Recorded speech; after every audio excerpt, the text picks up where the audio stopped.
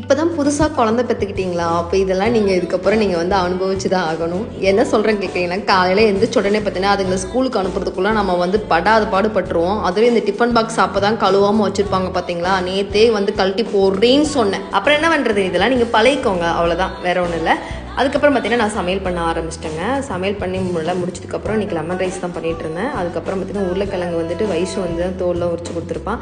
என்னடா இது நீ நைட்டே இருக்காதா உங்ககிட்ட அப்படின்ற மாதிரி நீங்கள் கேட்கலாம். இது வந்து எல்லா வீடியோவும் பார்த்தீங்கன்னா நான் ஒரே நாளில் எடுத்தது. அதான் நம்மளோட இங்கே ஞானம் இதுக்கு பார்த்தீங்கன்னா என்னைக்காச்சும் ஒரு நாள் தான் வந்து உதிக்கும். அதனால் வந்து என்னென்னலாம் மைண்டுக்கு வந்துச்சோ எல்லா வீடியோவும் அன்னன்னைக்கு எல்லாமே எடுத்து முடிச்சிட்டேன் நான். அதுக்கப்புறம் பார்த்தீங்கன்னா வயசு வந்து நான் ஸ்கூலுக்கெல்லாம் ரெடி பண்ணி விட்டுட்டு அவள் இப்போ வந்து சைக்கிளில் தான் போய்கிட்டு இருக்கா. வயசு இன்றைக்கி வந்து பாப்பா இன்றைக்கி சைக்கிள் போயிருன்னு சொன்னால் சைக்கிள் போயிட்டா. அதுக்கப்புறம் பார்த்தீங்கன்னா நானும் போய் குளிச்சுட்டு கிளம்பிட்டுங்க.